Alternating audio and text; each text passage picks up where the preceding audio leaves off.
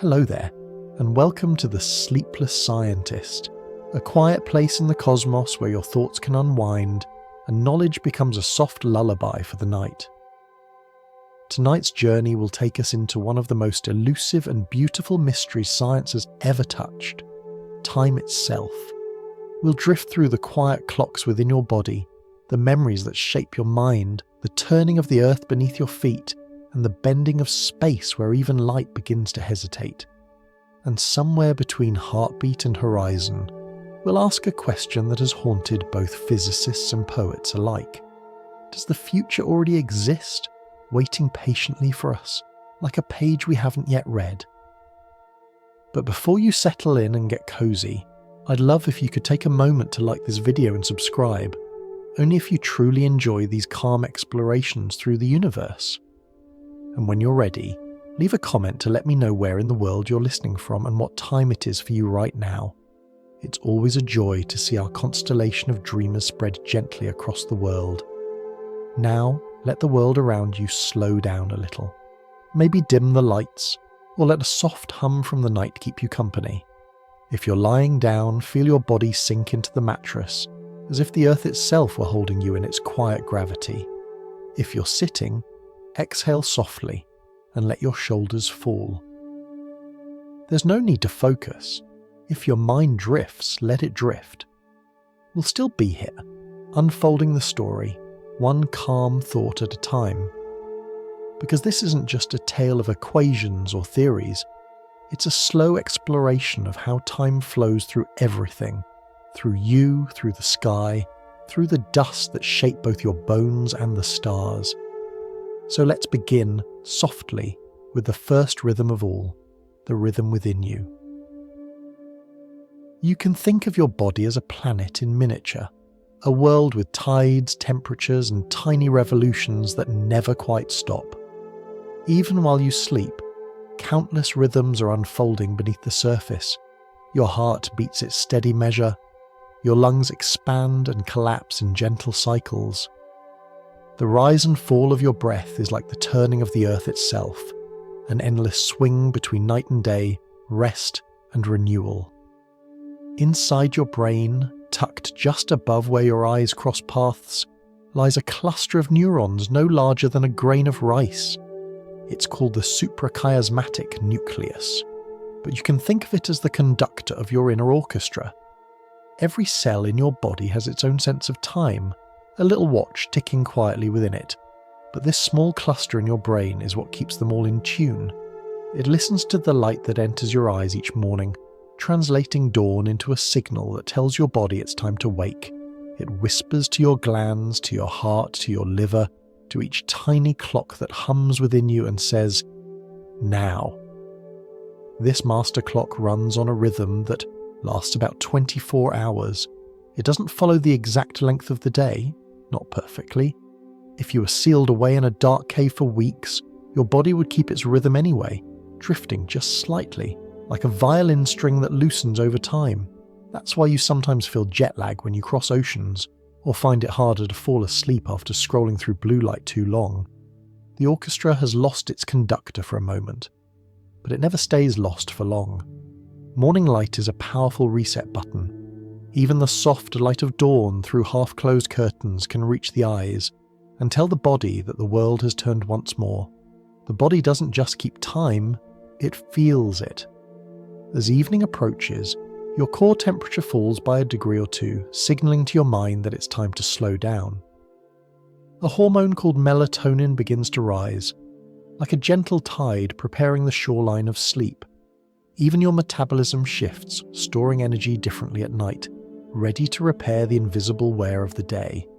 All this happens quietly, without your permission, as though the body itself remembers a secret pattern older than you are, a pattern written by millions of sunrises before you ever saw one. These rhythms are not just mechanical, they're emotional.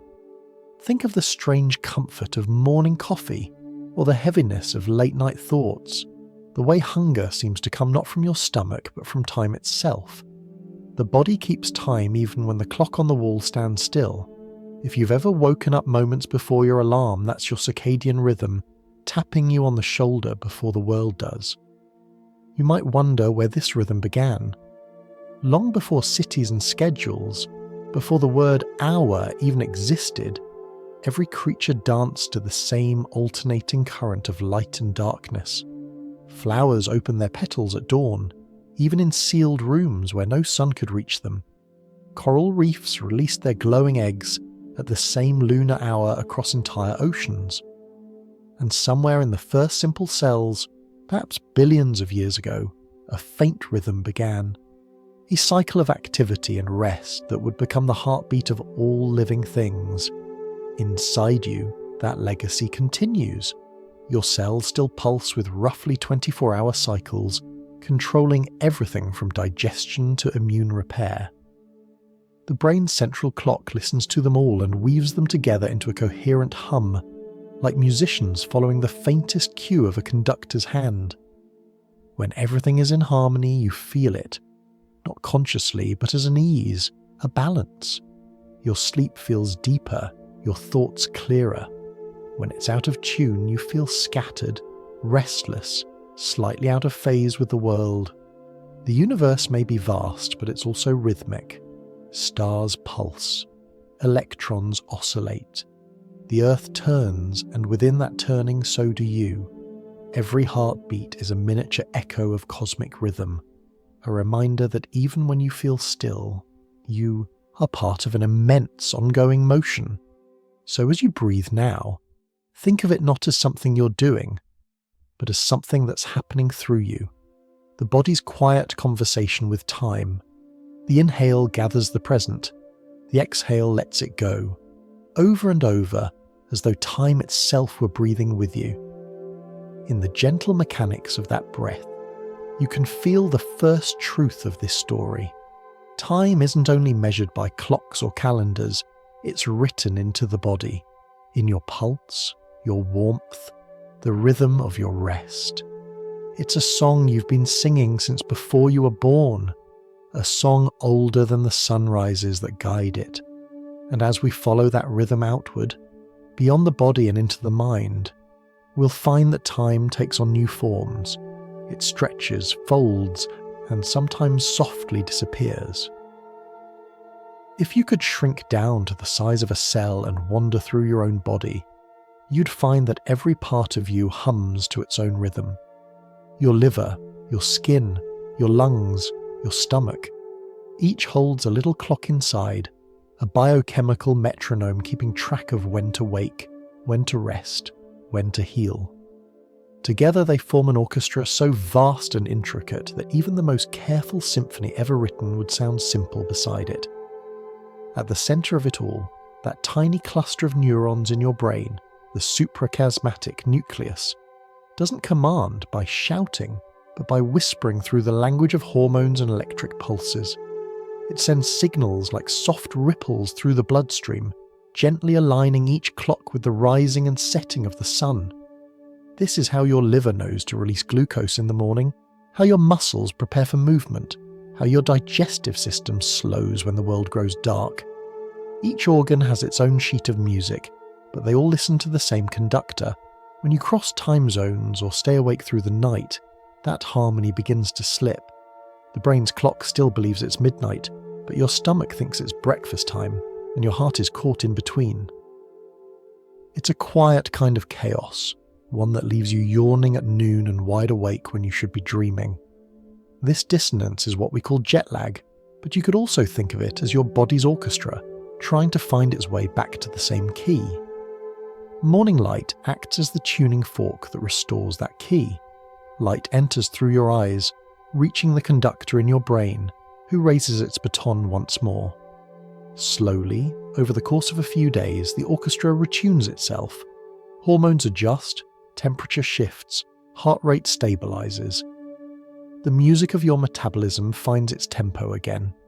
You begin to feel like yourself. Even when we don't travel, we sometimes slip out of rhythm.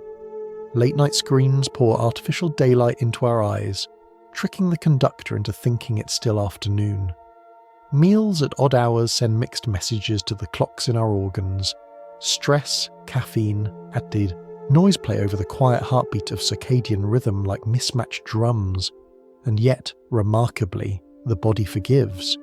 It keeps listening, keeps searching for the beat.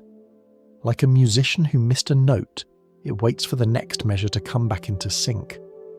Every cell's clock is built from molecules that turn on and off in cycles, proteins rising and falling like gentle waves. One protein signals another, which signals another, until the cycle restarts. You can imagine it like a tiny glowing hourglass in each cell, sand falling one grain at a time, then turning itself over again and again. When billions of these microscopic hourglasses align, your body moves as one continuous instrument, a living symphony of time.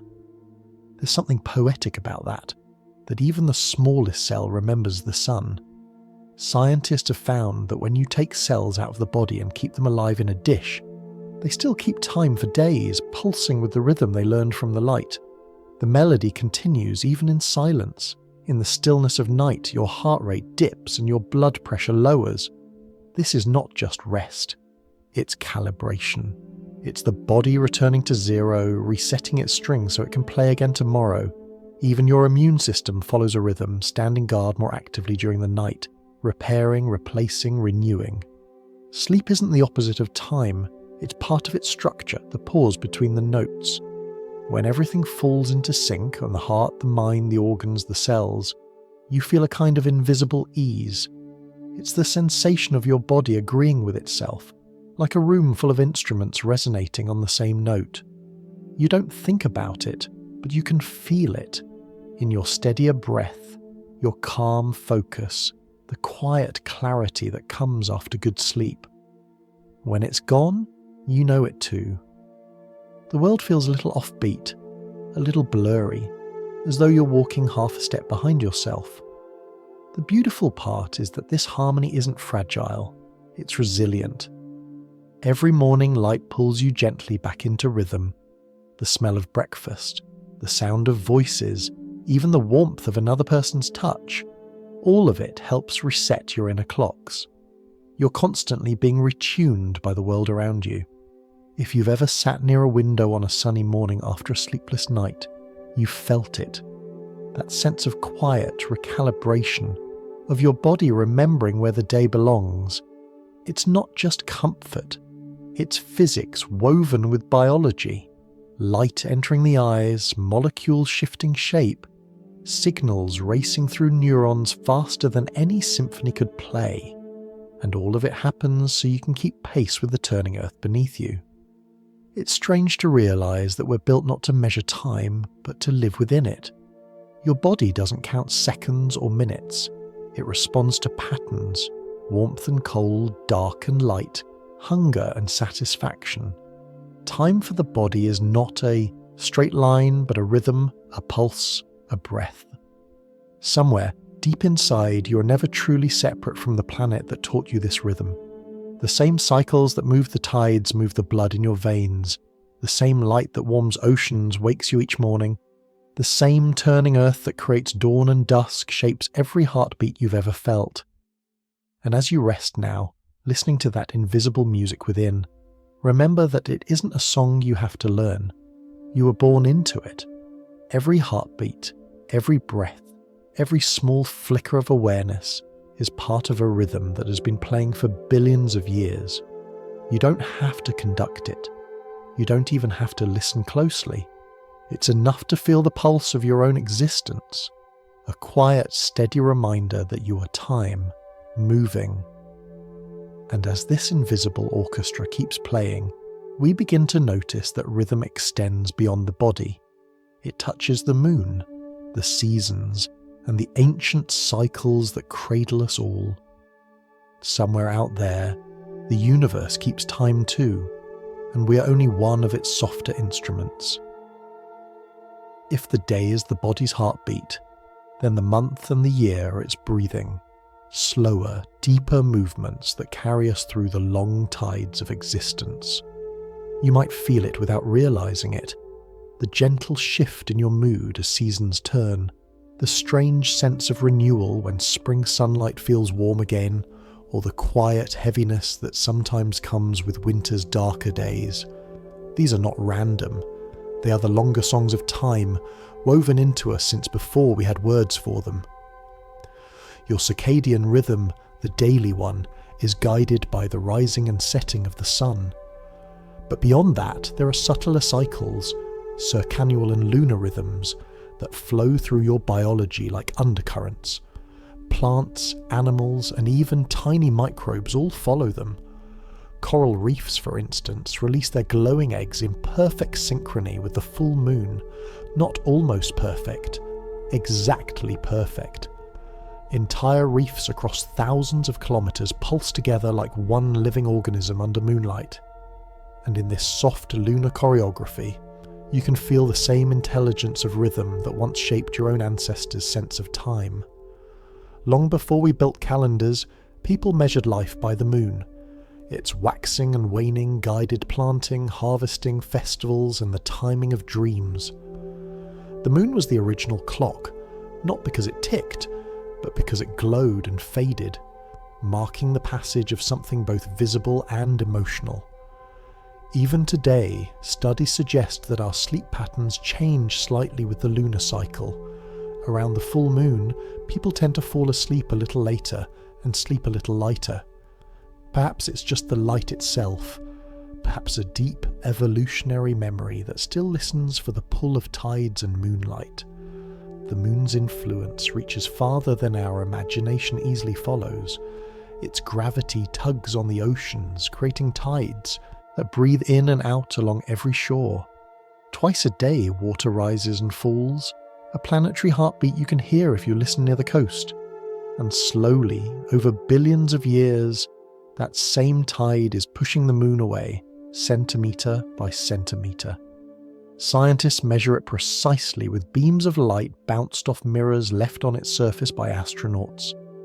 Laser reflections showing that the moon drifts about 4 centimetres farther from Earth each year. It's a number too small to notice, yet big enough to stretch the very rhythm of the planet. Because of that drift, Earth's spin slows ever so slightly. Days grow longer, just a whisper, a fraction of a second every century. But it adds up. Long ago, when the first corals built their limestone homes, a day was only about 22 hours long. Time, in a way, has been stretching since life began. You can feel these long rhythms inside your own life too. Your body subtly shifts with the seasons. In winter, metabolism slows and sleep lengthens, even for those who live far from snow. In summer, you need less rest. Energy surges with the longer days. Some scientists call this seasonal entrainment. But that phrase doesn't capture the poetry of it. It's more like the earth breathing through you. Our modern world tries to flatten these cycles. We live under artificial light that makes every night the same shade of white, in rooms that stay the same temperature all year round. Yet somewhere inside, your cells still notice. They remember patterns older than civilization, the scent of spring rain, the slant of sunlight, the faint changes in air pressure that signal the shifting of seasons. When your mood brightens with the first clear morning after weeks of rain, that's not only emotion, it's biology recognizing a return to rhythm. Even microbes, the simplest forms of life, follow these cycles. Cyanobacteria, tiny blue-green organisms that have existed for more than 2 billion years, photosynthesize during the day and rest at night, adjusting their internal chemistry like a silent tide. In them, scientists discovered the very origin of circadian rhythm, proof that the sense of day and night is one of life's oldest memories. It's comforting, isn't it?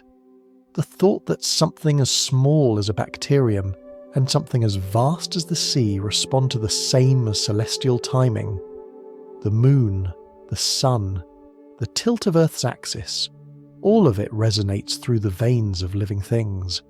Every heartbeat you feel, every slow breath you take at night, happens within these longer rhythms. There's a reason people feel more grounded when they return to nature. Walking in forests, sitting by the ocean, standing under moonlight. It's not just beauty. It's resonance. The body is hearing its own ancient rhythm reflected back to it by the world. The rustling leaves, the lapping waves, the silent glow of the moon. They're all reminders of the tempo you were built to follow. Sometimes it helps to think of time not as a line, but as a spiral. Each day may look the same: sunrise, work, sleep. But the Earth has moved slightly farther along its orbit. You never step into the same morning twice. Each repetition carries you forward in a loop that is always becoming new. That's the hidden structure of cycles. They repeat, but they also evolve. The moon wanes and waxes, but it drifts away. The seasons return, but the continents shift beneath them. Even the atoms in your body are replaced every few years, though you still call yourself by the same name. Change is constant but never chaotic. It's patterned, rhythmic, ancient. If you listen closely to your own life, you might notice these larger tempos humming behind the daily rush. The weeks have their own pulse, the months their own rise and fall. Some days feel faster, not because the clock moves differently, but because you're standing in a different current of this invisible ocean of time. And so, as you drift tonight, know that you are moving with those vast tides. You're carried not only by seconds, but by seasons, by the slow inhaling and exhaling of the planet itself. Each night of rest, each dawn of waking, is another small turn in the same eternal dance.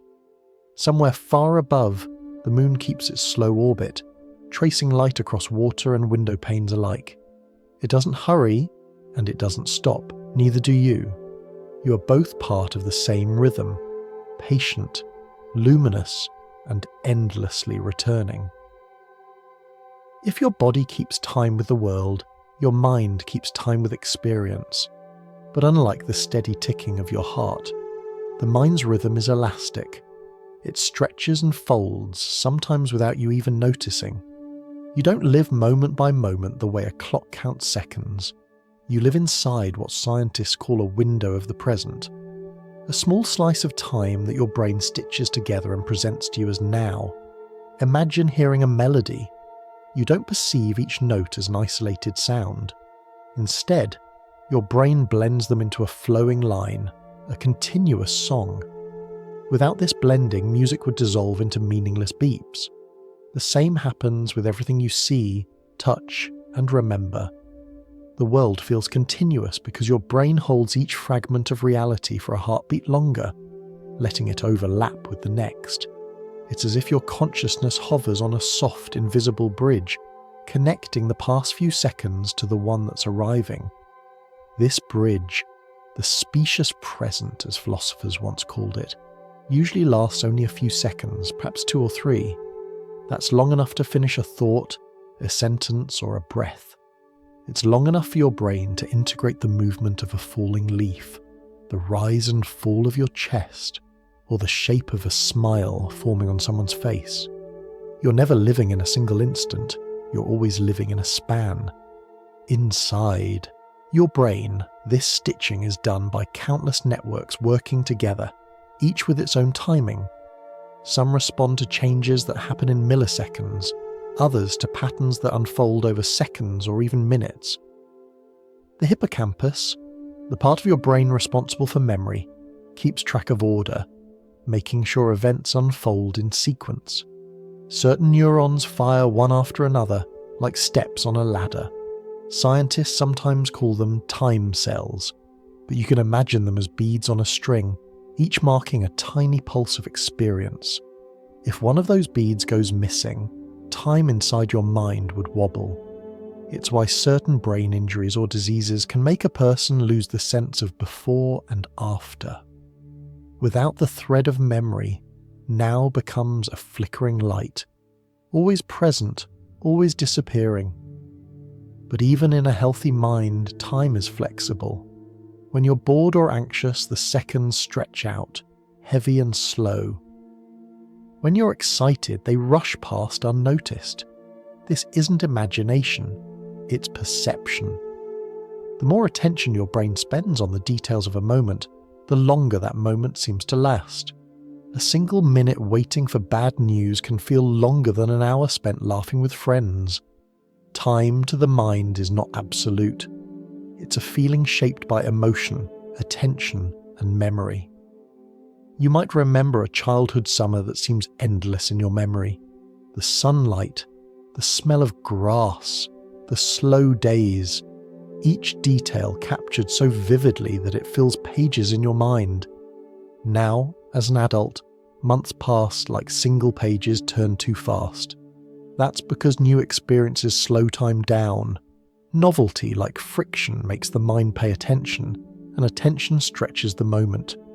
Routine, on the other hand, lets the mind skip ahead, compressing time like a fast-forward button. This is why children live in wide, spacious days, and adults live in weeks that vanish without warning. It's not that time changes, it's that your perception narrows. You learn the pattern, stop looking closely, and the brain no longer lingers long enough to stretch the moment. But if you pause, truly pause, and notice something small, like the pattern of steam rising from a cup or the hum of a refrigerator late at night, the world opens again. You feel the present expand, like a breath held just a little longer. Even memory itself is not a perfect record of what happened. Each time you recall something, your brain rebuilds it, smoothing edges, changing colours, sometimes even rearranging the order of events. In a sense, the past is a story your mind keeps rewriting, one that feels continuous only because it's told in the same voice, yours. Dreams show this elasticity in its purest form. You can live through hours of dream in just minutes of real time. The brain isn't bound by the same pacing rules when it sleeps. It paints with time instead of obeying it. You may dream of an entire journey, meeting people, crossing landscapes, feeling the ache of years passing, all within the gentle pulse of a single REM cycle. It's proof that time, as you experience it, is not an external river flowing past you. It's something your mind creates, moment by moment, breath by breath. In this sense, the brain is both a clock and a storyteller. It arranges experience into a sequence, but also gives that sequence meaning. Without meaning, minutes would be just empty containers. With meaning, they become memories. You could say that the mind doesn't measure time, it inhabits it. If you've ever been lost in thought, staring out a window as the sky changes colour, you've felt this soft suspension. Minutes drift by unnoticed, and when you return to awareness, it's as if you've travelled. Where were you during that gap? Somewhere between the moment you left and the one you returned to. A little pocket of time outside of time. This is what the brain does constantly, though we rarely notice. It threads the fabric of experience, stitching past and present into something that feels like a flowing now. Without that stitching, there would be no continuity. Every sound, every heartbeat, every flicker of light would vanish as soon as it appeared. And so the now you live in isn't a razor-thin point. It's a small meadow of time, always moving with you, always gathering the last few seconds and blending them into the next. That's why you can listen to a sentence and understand it, because the beginning and end coexist briefly in your awareness. It's why you can appreciate rhythm, melody, and laughter, because your mind holds enough of the past to feel the shape of what's arriving. In a universe where everything's in motion, your consciousness is like a small raft drifting down the stream, with memory as its oar. You can't stop the current, but you can feel the water against your hand, measure its speed by the ripples, and call that feeling time. And perhaps the most remarkable part is that the same brain that bends time for perception is built from atoms that obey the timeless laws of physics. The molecules in your neurons don't know the difference between past and future, yet together they create the feeling of flow, the illusion of movement, the heartbeat of awareness. So when you feel that a moment lasts, when you feel that it slips away, remember, it's all the same motion, the same continuous wave folding itself into your thoughts. Time is not outside of you. It's something your mind is constantly composing, one heartbeat, one breath, one thought at a time. Memory is how you carry time with you. It's the quiet thread that keeps the past stitched into the present, letting you walk forward without losing where you've been. But memory isn't a vault where moments are locked away. It's more like a garden that keeps growing and changing. Every time you recall something, you plant it again. The roots spread. The colours shift slightly and the air smells just a little different. That's why old memories sometimes feel softer, rounder, as though time itself has been sanding down their edges. Inside your brain, there's a small curved structure deep in the temporal lobes called the hippocampus, named after the shape of a seahorse. It doesn't store memories like files in a drawer. Instead, it organises them in time. You can imagine it as a gentle librarian who doesn't just remember what happened, but when it happened, and how one thing led to another. Some of its neurons fire in neat sequences, like dominoes falling one after another, creating an invisible rhythm of before and after. These are the brain's time cells. They let you remember that breakfast came before work, that spring came before summer, that one day led to another in a way that made sense. But memory is not fixed. Each time you bring one into awareness, it mingles with the present moment. Your current emotions colour it. Your present knowledge reshapes it. The memory becomes a blend of what was and what you now believe it was. That's why nostalgia feels warm. It's the present comforting the past. Your brain isn't deceitful when it changes a memory. It's adaptive. It updates your story so it fits with who you've become. Dreams are part of that process. When you fall asleep, the brain begins its quiet sorting, deciding what to keep, what to fade, what to strengthen. During deep sleep, patterns of activity that first appeared while you were awake start replaying, as though the day's experiences are being reviewed by a patient editor. Connections between neurons are strengthened or trimmed, like branches pruned to make room for new growth. This is how the brain clears clutter, consolidates memories, and gently resets. In the strange theatre of dreams, time becomes fluid. You can live through years of storylines in minutes of real time. You can leap from childhood to adulthood without noticing the cut. You can die and then keep on dreaming. The sleeping brain is no longer obeying the steady tick of seconds. It's painting with moments, stretching and folding them to fit the story it wants to tell. That's why you can wake from a dream with the feeling that you've travelled far, only to find that barely an hour has passed. Sometimes dreams stitch together fragments that never met in waking life. A face from years ago, a street you've never walked but somehow know. It's your memory system experimenting, testing combinations, asking quiet questions like, what if? Or, could this fit here? In that way, dreaming is not only a reflection of the past but a rehearsal for the future. Studies show that problem solving can continue while you sleep, that the mind can integrate patterns and possibilities while you drift. When you remember a dream the next morning, you might notice how time inside it felt strange, stretched or condensed. This elasticity mirrors how time feels when you're deeply awake too. Under stress, moments slow to a crawl. In joy, they vanish too soon. Your perception of time bends with attention and emotion because they both shape how memories form. The richer the experience, the more sensory details, the stronger the emotion, the thicker the memory becomes. Dense memories feel longer because your brain recorded more data in them.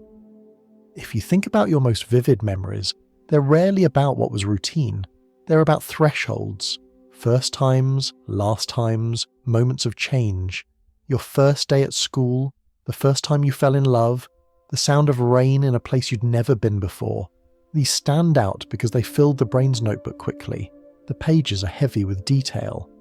Ordinary days, on the other hand, blur together because there was nothing new for the mind to hold on to. This is why time feels faster as we grow older. Not because clocks run differently, but because fewer moments surprise us. The brain's rhythm of prediction gets too good at guessing what comes next, and when life becomes predictable, time slips quietly by. To slow it down, you don't need to chase excitement, you only need to notice. Look closely at the world around you, and you'll see how infinite each second can be. The glint of sunlight on a cup, the pattern of veins on a leaf, the way someone pauses before smiling. These are all small awakenings, reminders that the present is always larger than it appears. Memory, in that sense, is a form of time travel. Every recollection is you stepping back into a place that still exists inside your neurons, electrical echoes that reassemble sights, smells and feelings. But it's also an act of creation, because the person remembering is not the same as the one who lived it. You visit the past wearing the eyes of the present, and so the scene changes slightly each time you arrive. If time is a river, memory is the small eddy that lets you swirl against the current for a moment. You can't stop the flow, but you can rest in that spiral, feeling both motion and stillness at once. It's the same feeling you get when you look up at the night sky and realize that the light from some stars began its journey before you were born. You're seeing the past alive in the present, a reminder that distance in space and distance in time are really the same kind of thing. When you dream, you drift through those distances effortlessly. You travel through memories as if they were landscapes, and you wake with a faint residue of that motion, the sense that something within you has kept moving even while your body lay still. That's because it has. Your brain, your body, your cells, they're always in motion, always recording, rewriting, and rehearsing the story of who you are becoming. The next time you wake from a dream and can't tell whether it was long or short, real or imagined, remember. The brain doesn't draw boundaries around time the way clocks do. It feels it, like a tide, rising and falling. It bends it gently, folds it around emotion, reshapes it until the story makes sense. And so, memory and dream together are the mind's way of weaving continuity, the unbroken thread that carries you from one day to the next. They remind you that you're not simply moving through time, you're made of it. Every thought, every dream, every echo of something once felt is another loop in that living fabric. And as we follow that thread further, beyond memory's garden and the shadows of dream, we begin to see that the rhythm of time doesn't stop at the boundaries of the mind. It stretches outward into the world, into the turning of the earth itself, into the long, slow breathing of the planet beneath our feet. When you close your eyes at night, you might think you're leaving the world behind, but really you're handing it over, passing the day's stories to a quieter version of yourself. Sleep isn't a break from life, it's part of its design, an act of gentle maintenance that lets everything you are realign. Inside the darkness of your mind, while your breathing slows and your muscles relax, billions of neurons are at work, filing, pruning and reshaping what the waking world has given them. Think of it as a library after closing time. The lights dim, the doors shut, but inside the librarians keep working. They sort the books, repair torn pages and shelve new arrivals in the right place. That's what your brain is doing as you sleep. Sorting through the day, finding meaning in the noise, weaving random impressions into the tapestry of memory. During the first part of the night, your body sinks into deep, slow-wave sleep. This is when your temperature drops and your heartbeat steadies into its most peaceful rhythm. The brain uses this stage to wash itself, literally. Cerebrospinal fluid moves through its tissues, clearing away tiny byproducts that build up while you're awake. It's a kind of nightly housekeeping, flushing out the clutter of consciousness. The cell shrinks slightly, making room for this flow, like books being pushed back on the shelf to clear the aisles. As the night deepens, your sleep begins to shift. The slow waves give way to lighter, more dynamic stages, and eventually to REM, rapid eye movement sleep. That's where dreams tend to bloom, in the theatre of the subconscious. Here, the brain begins to replay fragments of the day's experiences, but it does so like an artist rather than a scientist. Memories are stretched, rearranged, painted over with imagination. That's why your dreams can leap across time and space. A conversation from this morning can blend with a childhood room, a face from last year, a place you've never seen but somehow recognize.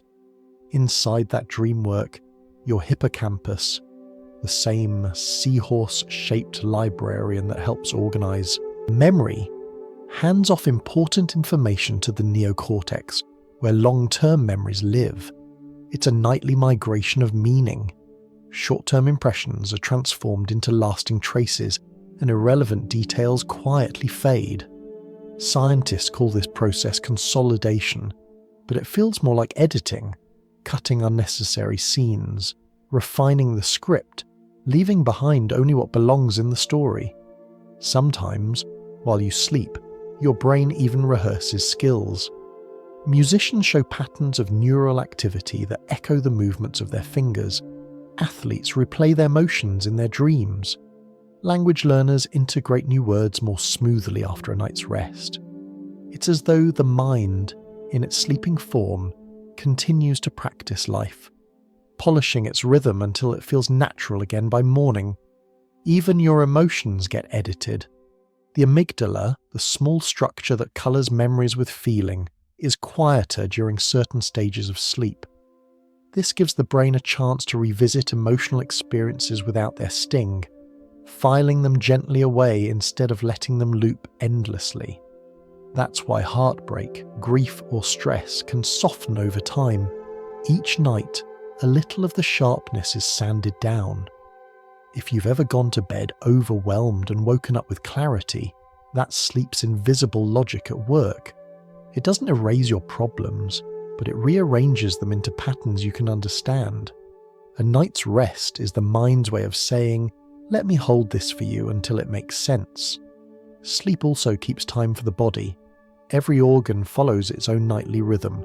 Your liver detoxifies, your immune system strengthens, your hormones rebalance. Growth hormone, the chemical behind repair and recovery, peaks in the middle of the night, quietly stitching the body back together. Your heart slows, your blood pressure dips, your breathing deepens.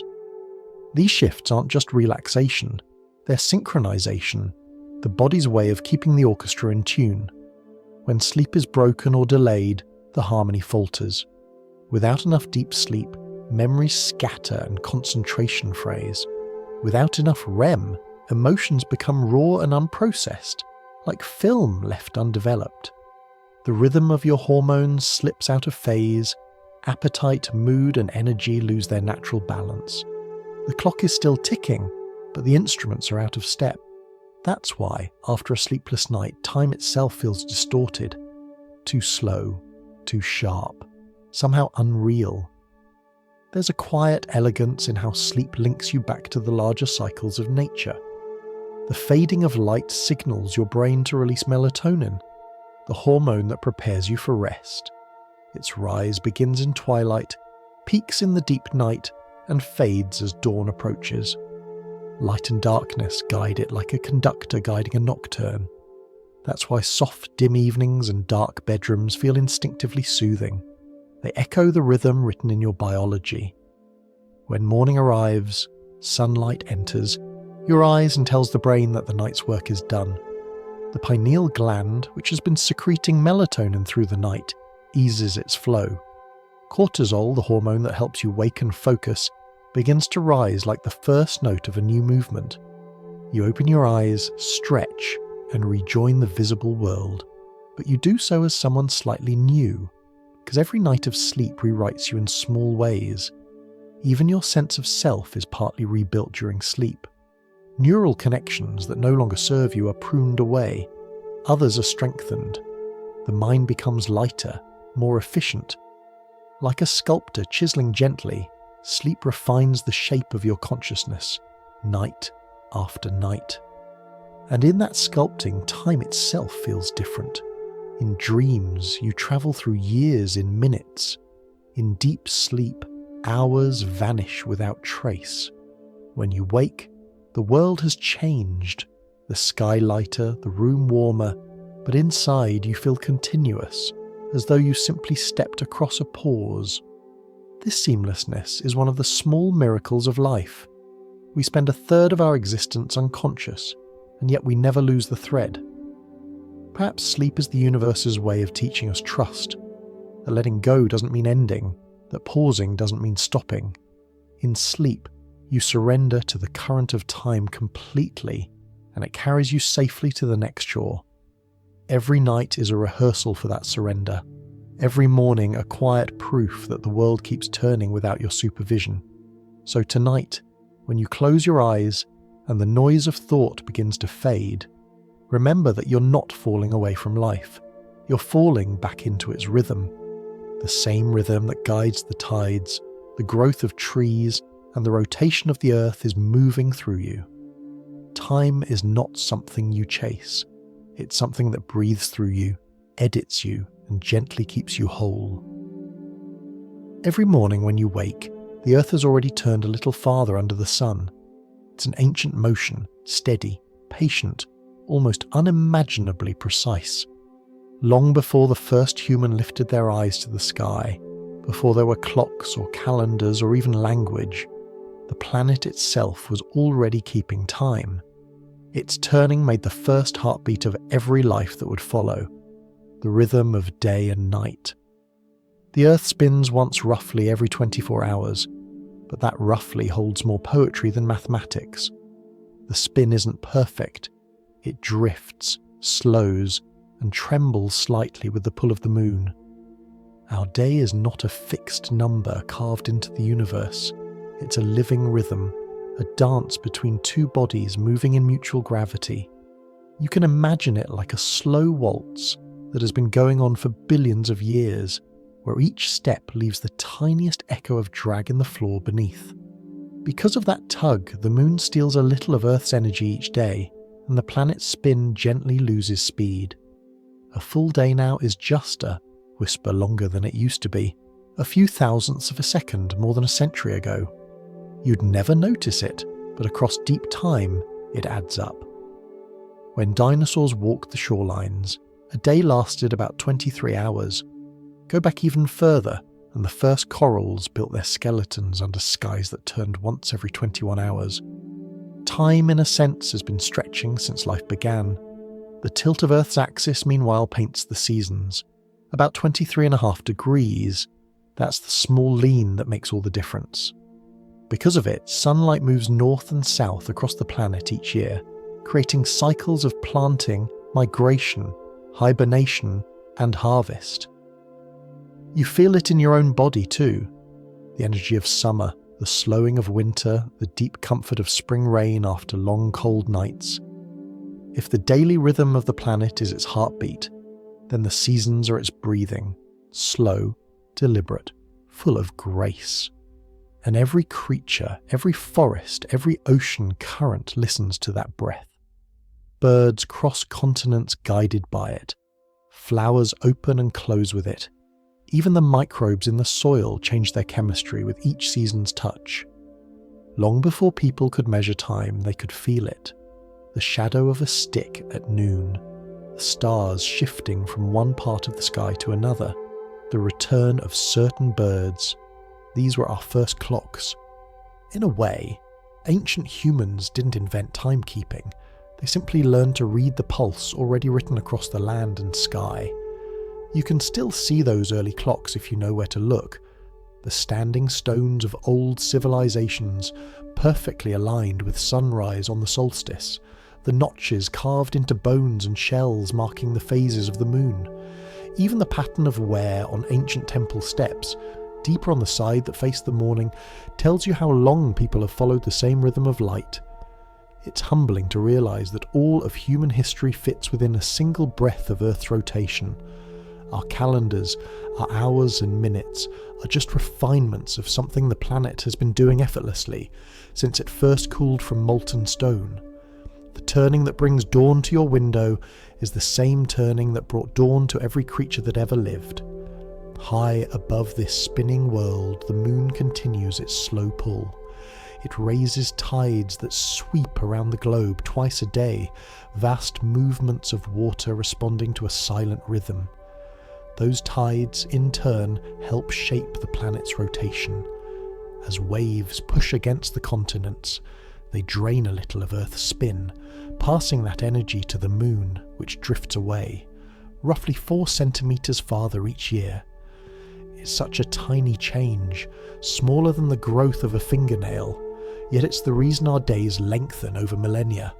Scientists have confirmed this by shining lasers at mirrors left on the Moon by astronauts. Each reflected beam takes a little more time to return, proof that the distance is widening.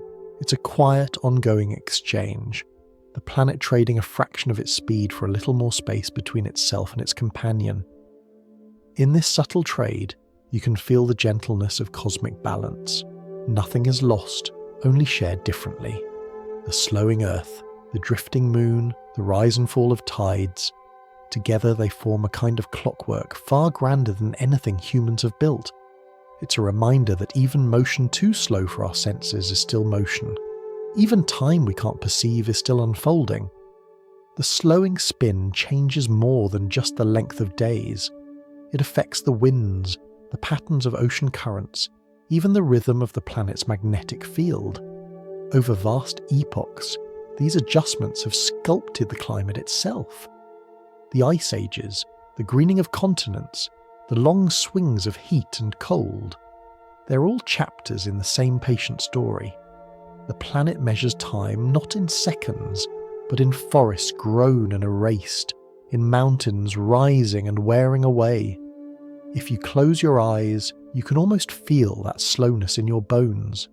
Each second you experience is built upon millions of revolutions before it. The minerals inside you, calcium, iron, carbon, were once part of mountains that watched countless dawns come and go. You are, in a literal sense, a fragment of Earth's memory. It's easy to forget that. Our modern lives move by the strict tempo of digital time, each second a sharp click, each hour a deadline. But the planet's clock runs differently. Its hands are continents, its seconds are centuries.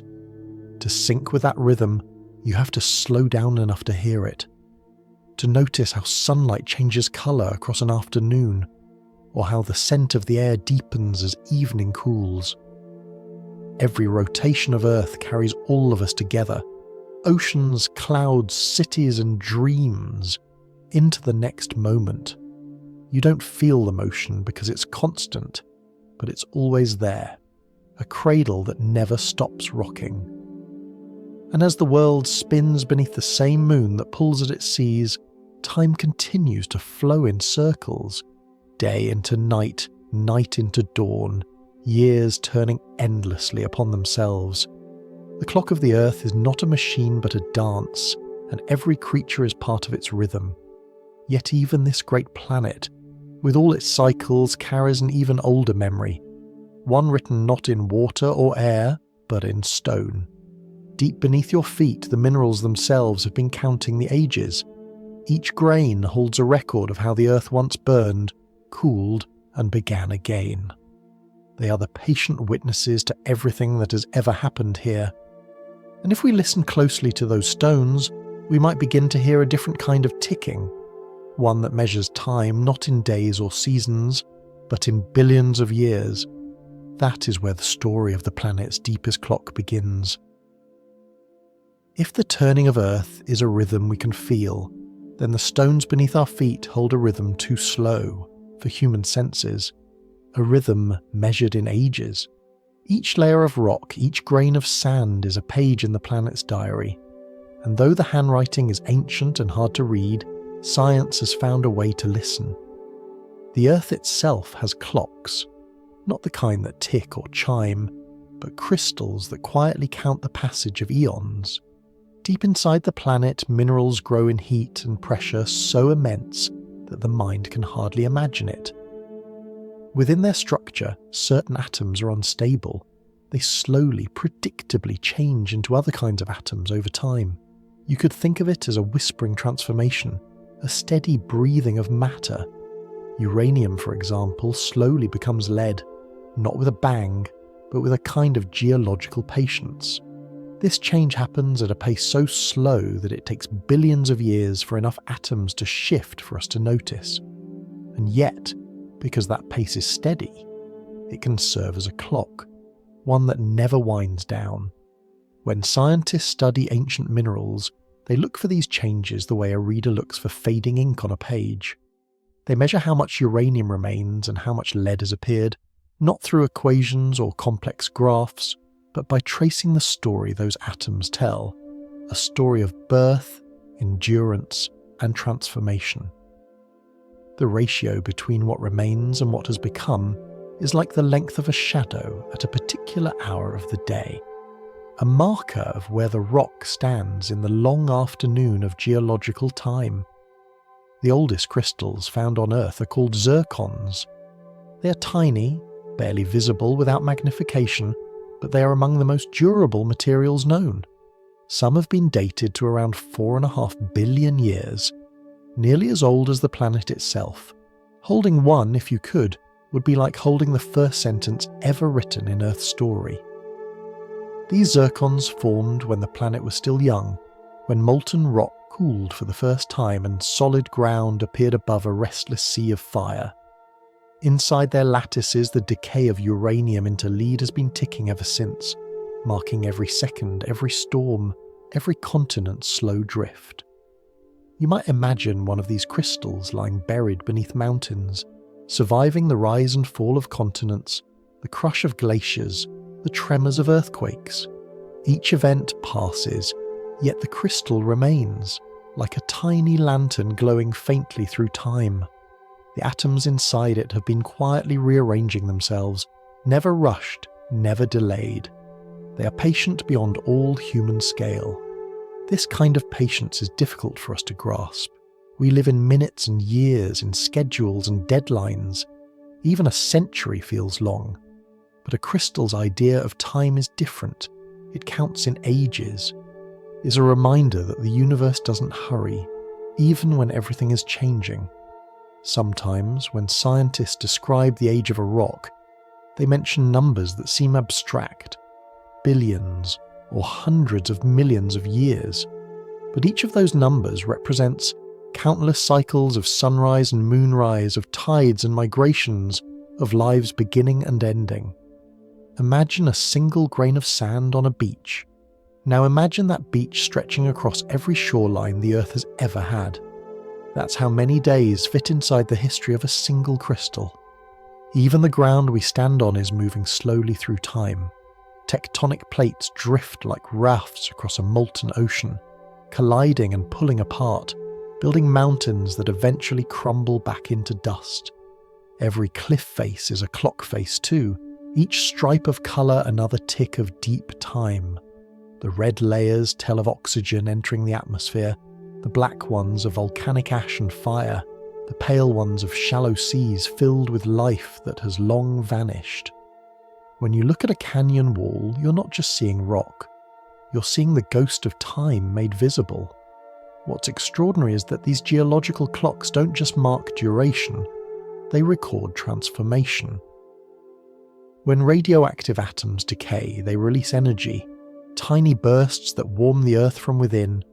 This heat keeps the planet's core alive, drives the drift of continents, and powers volcanoes. Without this slow fire from radioactive decay, Earth's heart might have cooled long ago, and its surface would be as still and lifeless as the moon's. In this way, the planet's own clockwork also fuels its vitality. Time here is both the measure and the source of motion. It's humbling to think that every mountain and every pebble beneath your feet has been part of this cycle of heating, cooling, and renewal. Stones that seem eternal are actually flowing very slowly, rising, melting, reforming. Even the diamond, symbol of permanence, is just carbon caught in a moment of stillness on its long journey through pressure and depth. Given enough time, every crystal would melt, every mountain would wear away. But in their slow rhythm, they create the landscape we call home. You might hold a stone in your hand and feel its cool weight. It seems solid, timeless, unchanging. But inside it, atoms are dancing. Each vibration, too small for the eye or the fingertip, contributes to the song of time the planet has been singing since its birth. In this way, even silence has a pulse. When you stand in an ancient place, beside a cliff carved by rivers, or at the edge of an old desert where the sand was once sea, you can almost hear that pulse. It's the sound of patience, of endurance, of things becoming themselves very slowly. The rhythm of geology isn't measured in minutes, but in transformations. The cooling of lava into rock, the erosion of rock into dust, the gathering of dust into mountains again. If our human clocks tell us what time it is now, these geological clocks tell us how long now has been possible. They whisper that the present moment is built on billions of quiet changes that happened before we arrived, and that will continue long after we're gone. And yet, as vast and unhurried as this planetary time feels, there's another kind that moves differently. Not beneath our feet, but above our heads. For in the space beyond the sky, time behaves in stranger ways. Up there, it stretches, bends, and sometimes almost stops. The rocks beneath us measure patience. The stars above us measure relativity. There is a strange truth hiding behind every ordinary moment you live. Time does not move the same way everywhere. It stretches and compresses, not wildly, but subtly, like the breathing of the universe itself. You can't feel it, because everything around you stretches with it. Your body, your heartbeat, your watch, the light that reaches your eyes. But if you could step outside of all this, if you could somehow look at time the way you look at a landscape, you'd see that it has hills and valleys. Einstein once described this idea with a kind of poetic simplicity. He said that space and time are not separate things, but part of one fabric, one smooth woven field that holds everything. Matter and energy, every planet, every person, even the warmth of sunlight, weigh on that fabric, curving it gently. Where the fabric curves more deeply, time itself runs more slowly. It's not an illusion, not a metaphor. It's how reality works. You can picture it like this. Imagine two identical clocks. One rests high on a mountain, the other sits at sea level. The one closer to the centre of Earth feels gravity just a bit more strongly. The fabric of space-time is pulled tighter there, and the clock's rhythm slows ever so slightly. It's such a small difference that even the most sensitive human ear couldn't detect it. But the best atomic clocks, instruments so precise they lose less than a billionth of a second over a human lifetime, can see it clearly. Scientists have actually tested this. They placed two of these clocks only a few centimetres apart, one a little higher than the other, and found that the elevated clock ticked faster. Time, in the truest physical sense, was flowing more quickly just a step above the floor. The difference is minuscule, less than a whisper, but it's there. It means that your head ages a tiny bit faster than your feet. Every moment of your life you're stretched across two slightly different times. If that sounds unsettling, it shouldn't be. The entire universe works this way. When astronauts orbit the Earth, moving at great speed, their time slows down compared with ours on the ground. They return a few fractions of a second younger than they would have if they'd stayed home. The faster you move, the more you bend time's rhythm, like a dancer pausing in mid-spin while the music keeps playing for everyone else. This isn't science fiction. It's part of how your world functions. The satellites that make GPS possible must account for both these effects. The slowing of time due to their high velocity, and the speeding of time due to their greater distance from Earth's gravity. If the engineers didn't correct for those relativistic shifts, your phone's navigation would drift by kilometers each day. In other words, every time you use a map to find your way, you're relying on Einstein's equations whispered into orbit. You can think of it less as math and more as music. Gravity and speed are two instruments playing opposite notes on the same melody of time. One slows the beat, the other speeds it up. and the universe listens carefully, keeping the harmony balanced. The same phenomenon occurs on much grander scales. Near a black hole, where gravity bends space so deeply it's almost a waterfall, time crawls to a stop. A clock falling towards such a place would appear, from far away, to slow more and more until it froze completely. But for the clock itself, for the traveller, moments would continue unfolding normally. They'd never notice the slowing. Their heartbeat would still sound steady. Their thoughts would still move one after another. Time is loyal to its local perspective. Each observer lives in a bubble of their own rhythm, and within that bubble, everything feels normal. This is what physicists mean when they say that time is local. There is no single, universal clock that keeps the same tempo everywhere. The universe is full of clocks, every planet, every photon, every heartbeat, and each keeps its own rhythm depending on where it is and how it moves. From the ground, from the sky, from the farthest galaxies, all those rhythms weave together into the vast fabric we call spacetime. It's almost comforting in a way. It means that no one's experience of time is wrong. Yours, mine, the Earth's, the Sun's, they're all valid, all real within their own frames. What you call a second might not match another's, but it's just as true. Time doesn't demand conformity. It allows variety. It flows differently for everyone, yet somehow holds us all in the same current. When you think about it like that, the notion of now becomes gentler, less absolute. The moment you're living is your own, defined by your gravity, your motion, your heartbeat. Even the person sitting next to you, sharing the same silence, is technically living in a slightly different present. The differences are impossibly small, but they remind us that the universe doesn't run on rigid sameness. It allows space for individuality, even in something as fundamental as time. You could imagine time as a great ocean. Each place in that ocean has its own currents, shaped by the mass and movement around it. Where gravity is strong, the current thickens. Where it's weak, it flows lightly. The Earth swims through this ocean, creating small ripples as it moves. Every clock, every living thing floats in its own tiny eddy, moving with the tide but also shaping it. It's strange to realize that, even as you sit still, you're traveling through time at a pace unique to you. The blood in your veins flows upward and downward through gradients of gravitational strength. The photons bouncing off your skin lose or gain energy depending on direction. In the grand web of space-time, you're both passenger and participant.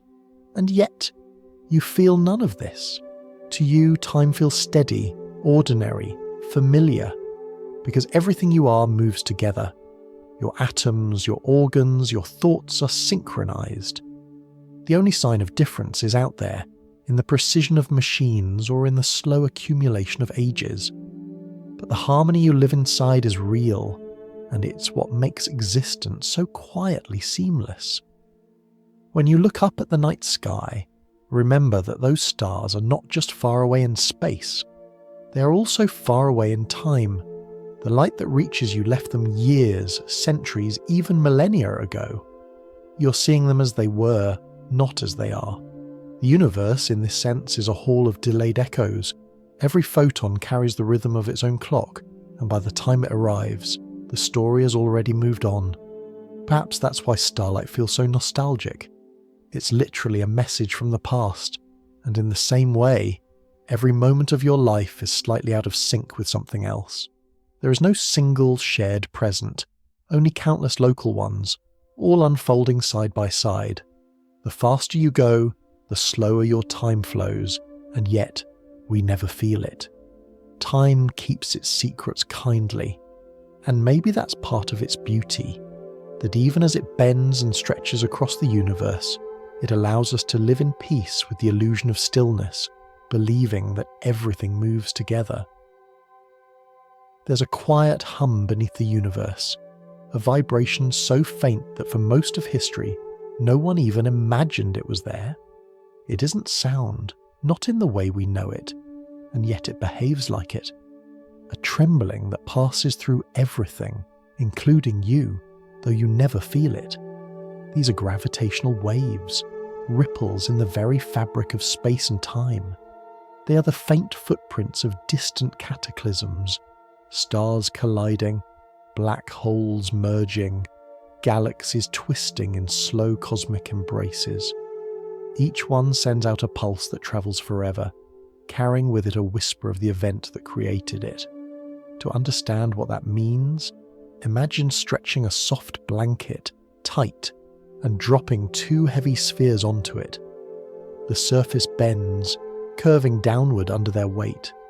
If you then make those spheres move around each other, their motion sends out ripples across the fabric, gentle waves that spread outward.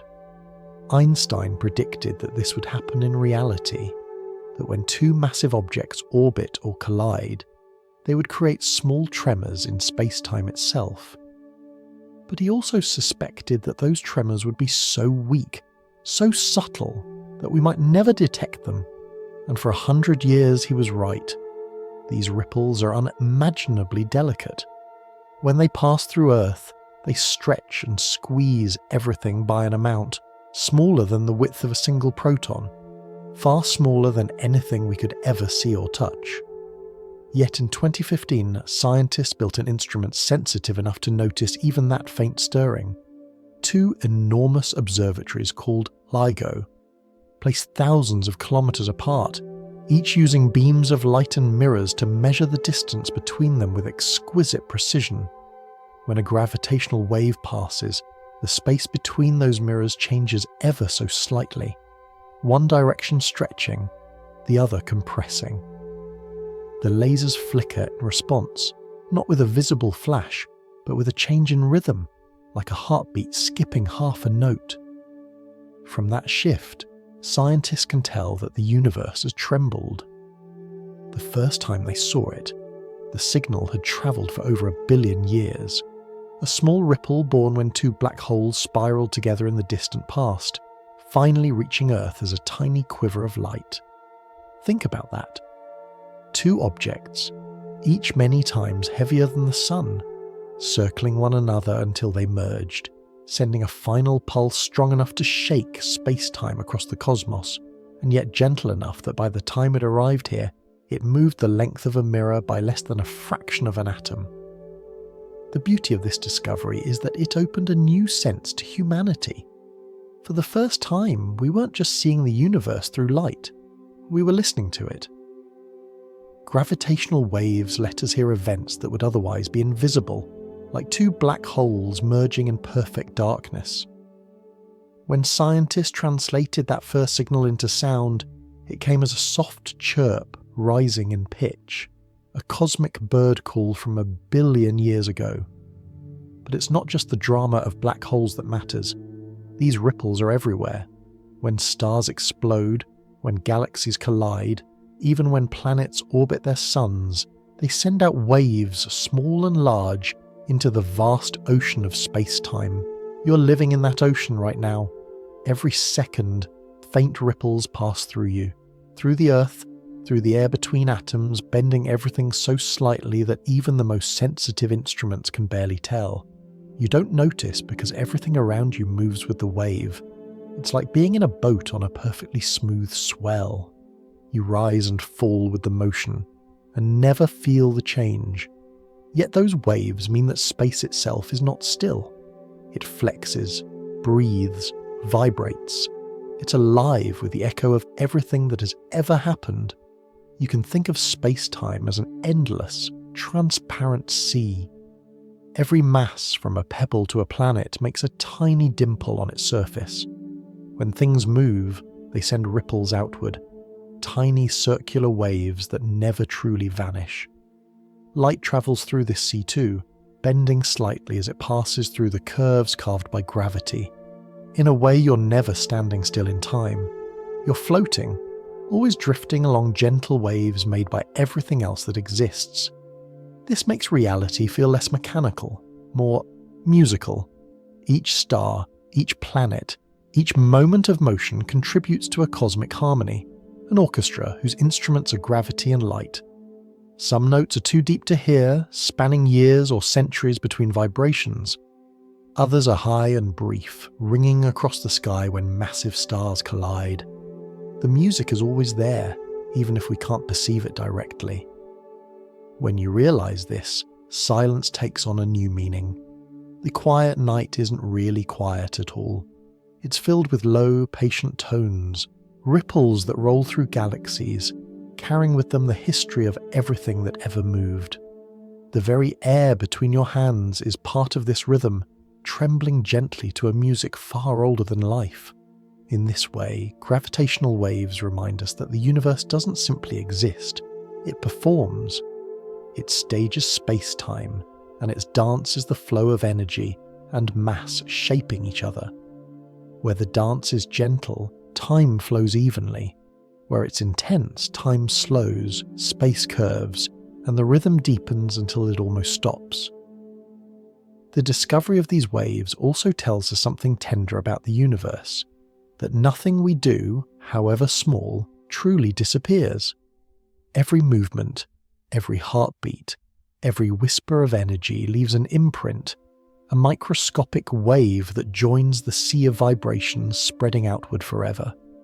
The universe remembers, not in photographs or records, but in the shape of its own fabric. When you breathe, when you walk, you send out infinitesimal ripples too small to measure, too faint to ever detect, yet real all the same. You are part of the texture of time. Everything you are adds a thread to the cosmic weave. So tonight, when you step outside and look up, remember that the starlight reaching your eyes and the faint gravitational ripples passing through your body are both messages from faraway events. One you can see, the other you can only feel through imagination. Both are ancient, both are constant, both remind you that the universe is not a static picture, but a living fabric, trembling softly, endlessly. And perhaps somewhere within that trembling the future already exists, hidden in the next wave that has yet to arrive. If you could step back far enough to see the universe all at once, not as stars and galaxies, but as the geometry of existence itself, you might notice something astonishing. It would not look like a movie running from beginning to end. It would look more like a sculpture, vast, silent, complete. Every event that ever was, is, or will be, already there in the shape of the whole. Past, present and future would all exist together, like hills and valleys on a single landscape of space-time. Einstein's theory of relativity suggested this quietly, almost as an afterthought. Once you accept that time and space are woven together, that when one bends, the other must bend too, the idea of a single, universal now begins to dissolve. The future doesn't wait to be created. It already exists folded into the structure of the universe. The past doesn't vanish. It remains forever written into the fabric. What we experience as the passage of time is simply our movement through that landscape, step by step, moment by moment, like a traveller walking through fog. Imagine standing on a wide plain at dawn. You can only see the small circle of ground around you, the rest lost in mist. But you know the terrain continues far beyond what your eyes can reach. Mountains, rivers, forests, all existing whether or not you can see them. In this view, your present moment is that circle of visibility, and the rest of time, past and future, lies just beyond the mist. The landscape is already there, you're simply walking through it.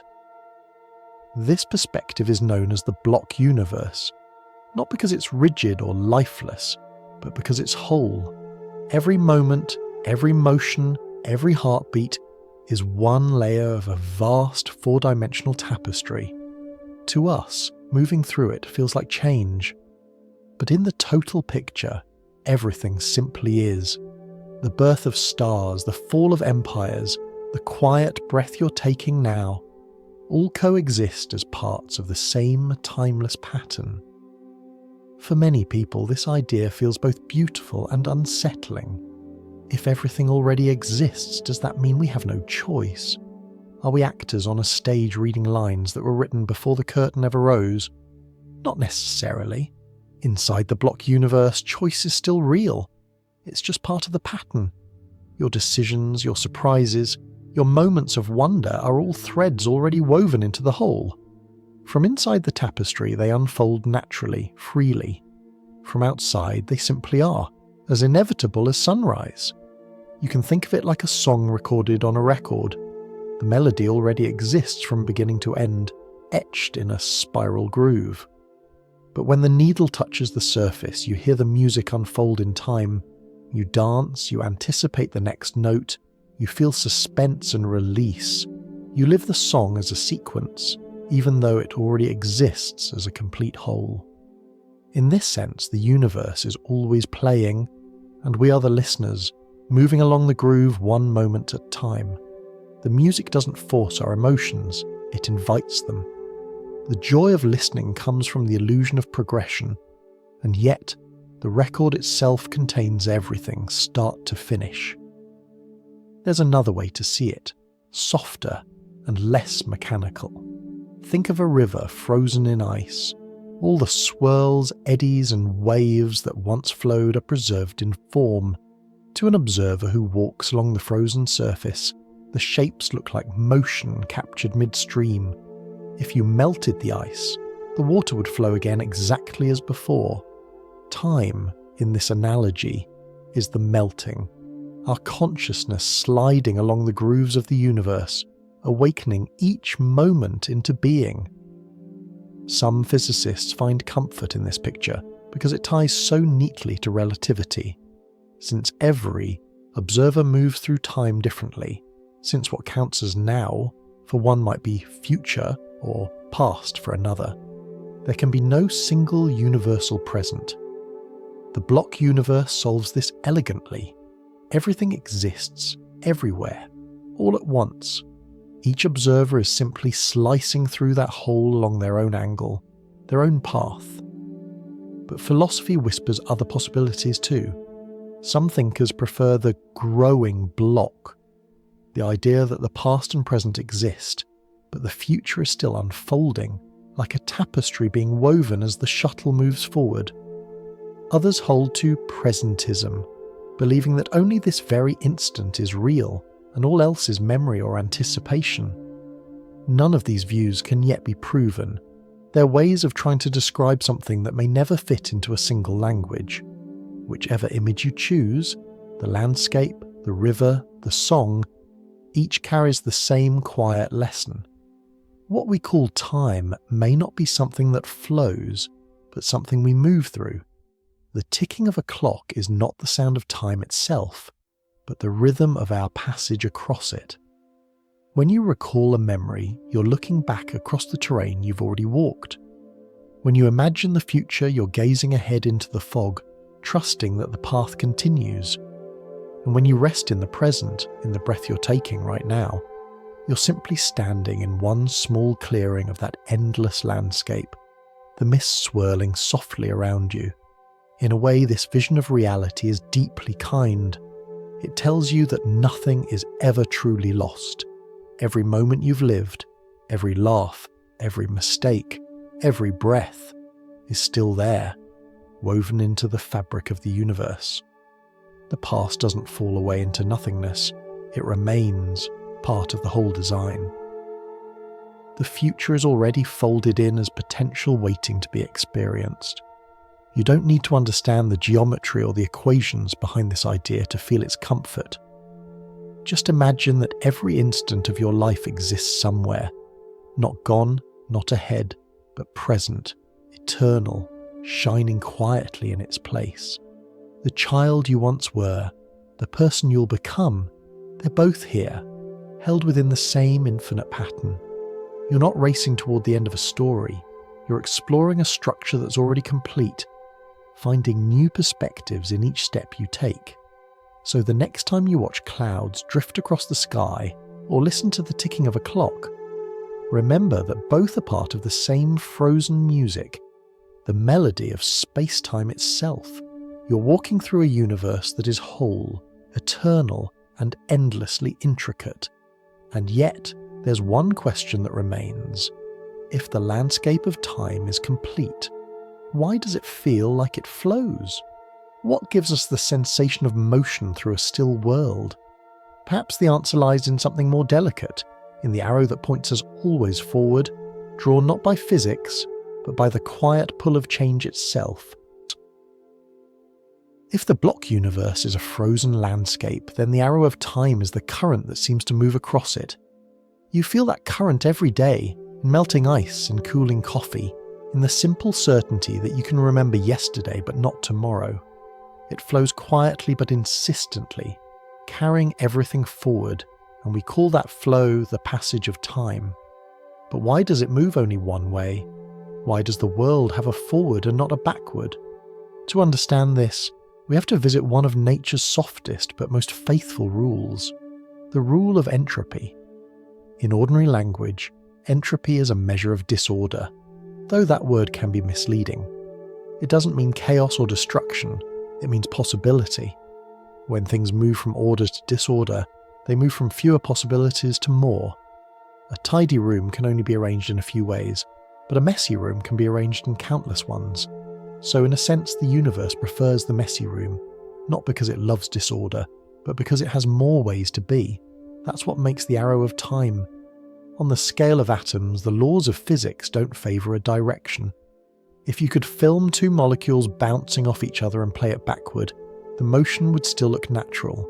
The rules work perfectly both ways. But on the scale of life, of teacups and people and planets, something different happens. We start from states that are improbably ordered. The tea in the cup, the air around it still, the cup resting whole on the table. And when that order breaks, when the tea cools, the air warms, the cup eventually cracks. The universe is simply exploring more possible arrangements. You could think of entropy as the spreading of stories. Once a pattern begins to unfold, it rarely rewinds because the paths forward are so much more numerous than the paths backward. A broken cup could, in theory, reassemble itself if every shard and every air molecule happened to collide in exactly the right way. But that path is one in a trillion upon a trillion. The odds are so faint that you could wait longer than the lifetime of galaxies and never see it happen. So the arrow of time isn't enforced by law, it's written by probability. The universe moves from unlikely order to likely disorder, from simplicity to complexity, from the narrow to the wide. It's as if time were a river flowing downhill, not because it's forbidden to go up, but because the slope of possibility is down. Still, there's a paradox here, one that puzzled physicists for more than a century. If the laws of nature don't care about direction, why did the universe ever start in such a low entropy ordered state in the first place? Why wasn't it messy from the beginning? The best answer we have is also the most mysterious. It began that way. When the universe was born, in that first blinding expansion we call the Big Bang, matter and energy were packed together so tightly that there was almost no room for disorder. It was paradoxically the simplest possible state, and therefore the most ordered. From that smooth beginning, gravity began to sculpt complexity, pulling matter into clumps, forming stars and galaxies, creating pockets of warmth and coolness, growth and decay. Entropy, in a sense, has been rising ever since. That slow climb toward disorder gives direction to everything we experience. It's why heat flows from hot to cold, why memory works backward, why we age. The arrow of time is not drawn by clocks, but by the universe itself drifting toward equilibrium. It's a beautiful paradox. Out of increasing disorder comes the structure that allows life to exist. Without the flow of energy from the hot sun to the cooler earth, nothing would move, breathe, or think. Entropy gives time its direction, but it also gives us the means to live within it. In daily life, you see it everywhere. A freshly baked loaf of bread cools on the counter. Its warmth spreads into the air. The scent fills the kitchen. molecules diffusing outward, never to rejoin in the same pattern again. The bread hardens, crumbles, becomes crumbs, and then soil, feeding another cycle of growth. Entropy at work, but also life continuing. The universe doesn't mourn the arrow of time, it uses it. If you were to shrink small enough to watch molecules move, you'd see that each collision is reversible. But on the scale of billions of particles, patterns emerge. They blur, mix, and forget their starting point. That's why memory works the way it does. The past is stored in patterns, footprints in sand, rings in trees, neural pathways in your brain. But there are no such traces of the future. The arrow of memory points in the same direction as entropy, because both depend on the storage of information. We remember the past because its imprints remain. The future hasn't left its footprints yet. Philosophers sometimes ask, if time is part of the block universe, with past and future equally real, why do we only experience one direction? Perhaps consciousness itself moves along the slope of increasing entropy, like a small leaf carried by a great river. We drift with the current, and that drift feels like time passing. Our awareness may be local, but the river is cosmic. There's a childlike wonder in realizing that your own heartbeat, your own breath, depends on this same principle. When you breathe out, warmth leaves your body, entropy rises a little, and in that exchange, life continues. The energy flowing through you is part of the great gradient that runs from the hot heart of stars to the cool darkness of space. Every moment you live, you're part of the universe's gentle balancing act, where change becomes continuity. Sometimes people hear the word entropy and think of decay, endings, loss.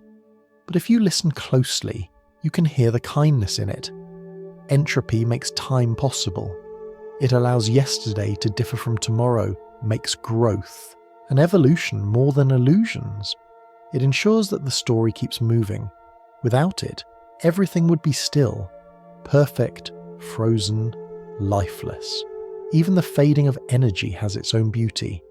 When you watch steam rise from a cup of tea and disappear, you're witnessing energy dispersing into the wider world. Mixing, sharing, softening differences is not destruction, it's unity. The tea, the air, the warmth, the light, they're becoming one. In the far future, billions upon billions of years from now, this process will continue. Stars will exhaust their fuel, galaxies will drift apart, and the universe will cool toward equilibrium.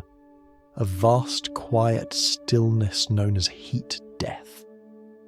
It sounds bleak, but perhaps it's only another kind of peace, a final balance where nothing is left to struggle or burn. In that silence, time itself may lose its meaning, because there will be no difference left between one moment and the next. But that moment is unimaginably far away. For now, we live in the fertile middle, the bright uneven interval between order and equilibrium. This is where time's river sparkles the most, where difference gives rise to motion, where life, love, and memory can exist. And if you listen carefully to that river, you can almost hear it remembering where it came from. A whisper from the first fire, a memory of the beginning still flowing through everything that changes. If you've ever stood outside at night and looked up at the sky, you've already been looking into the past. Each star above you is not shining as it is, but as it was, sometimes years ago, sometimes centuries, sometimes long before humans even existed to look. The light that touches your eyes tonight may have left its source when your ancestors still lived in caves, or when there were no continents shaped the way they are now. Every point of starlight is a small message from an earlier time, travelling patiently across the dark. Light moves faster than anything else we know, yet even that speed has its limits. Because the universe is so vast, light needs time to cross it, and that time becomes a kind of memory written into the sky. When you look at the moon, you're seeing it as it was about 1.5 seconds ago. When you look at the sun, you're seeing the sun of 8 minutes past. And when you look at the faint shimmer of a distant galaxy, you're seeing something that may have happened millions of years before the Earth even had oceans. The night sky is a gallery of ancient photographs, each one still developing in your mind. But there's an older picture still, and the oldest one of all, and it surrounds you everywhere, though you can't see it with your eyes. It's called the Cosmic Microwave Background, or CMB, the faint afterglow left from when the universe was just a newborn. Long ago, about 13.5 billion years in the past, the cosmos was a dense, hot sea of particles and light so tightly intertwined that no light could travel freely. Everything was fog. Then, as the universe expanded and cooled, that fog lifted and the first light began to move. It has been travelling ever since, filling space like a gentle radiation of memory. This ancient light is incredibly faint, stretched by the universe's expansion into long, cold waves that no longer shine but whisper. To our instruments, it arrives as a glow a few degrees above absolute zero, the coldest temperature possible. It's everywhere, behind the clouds, between the stars, even through the walls of your room. A small portion of the static you once saw on an old television screen came from that glow. A few sparks of energy left over from the beginning of time, flickering invisibly into your living room. You can think of the CMB as the universe's baby photograph, a snapshot taken when everything was still young and unformed. When scientists mapped it for the first time, they expected it to be smooth and uniform, but it wasn't. It had tiny ripples, small variations in temperature and density, no bigger than 1 part in 100,000. Those ripples were the seeds of everything that would follow. Gravity gathered slightly denser spots into clumps.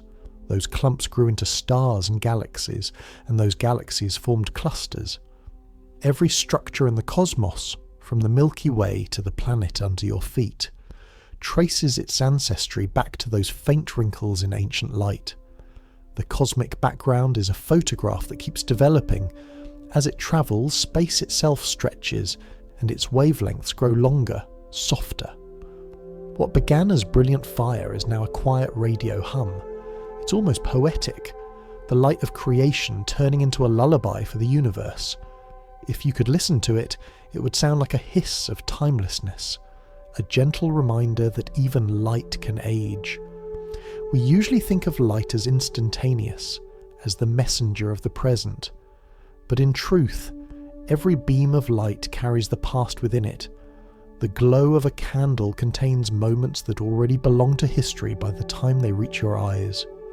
The photons bouncing from your face into a mirror take a tiny fraction of a second to return, and in that instant the reflection you see is technically already gone. Everything we see is a form of memory, and our eyes are instruments tuned to the past.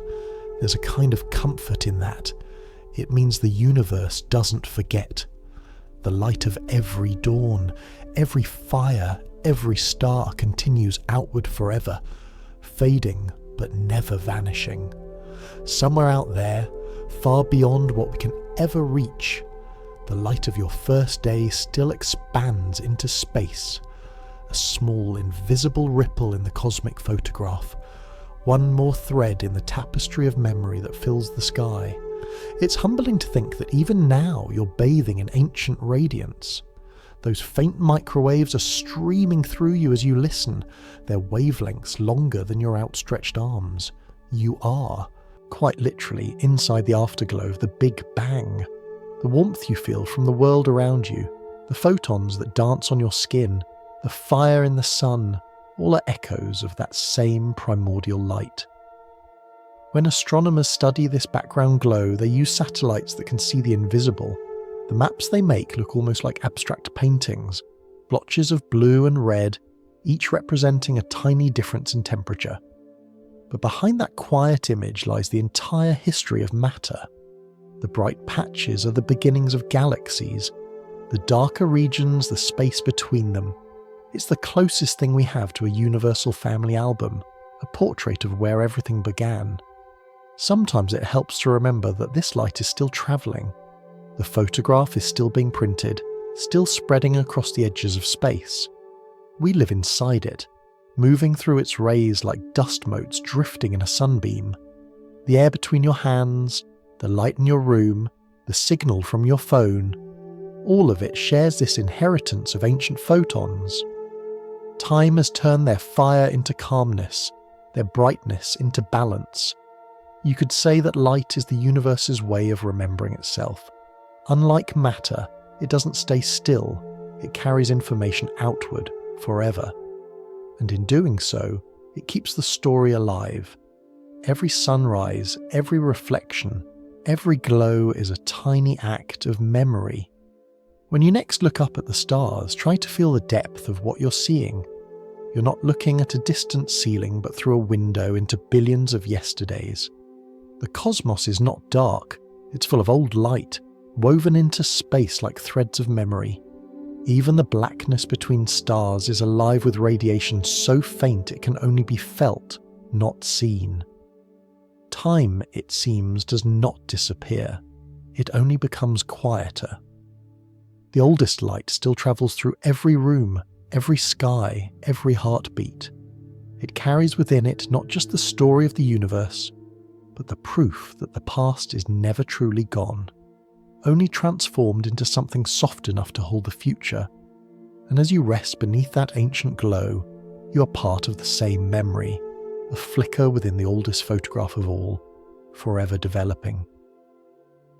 Every story we have ever told has depended on a language, a set of symbols that carry meaning from one mind to another.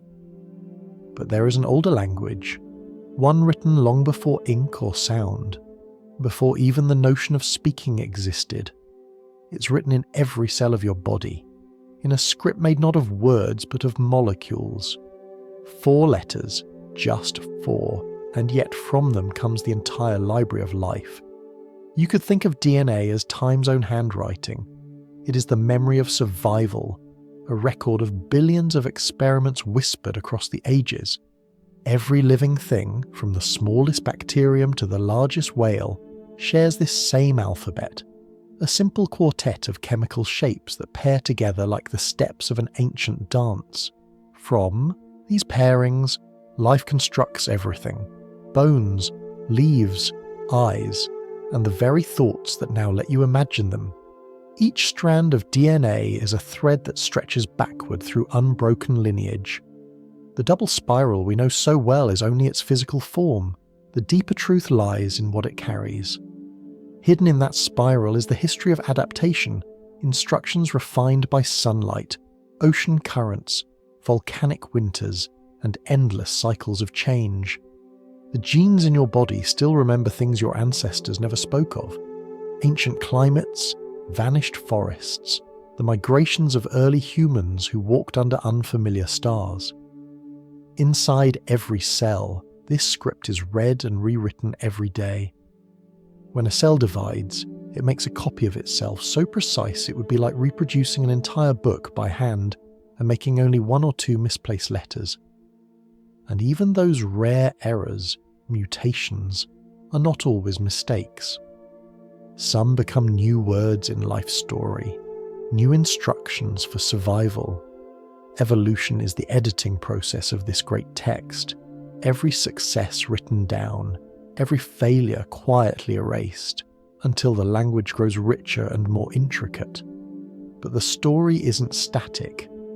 There are parts of the code that behave like notes scribbled in the margins, small chemical tags attached to the DNA, deciding which sentences to read and which to leave silent. Scientists call this epigenetics, but you could think of it more gently as the body's bookmarks.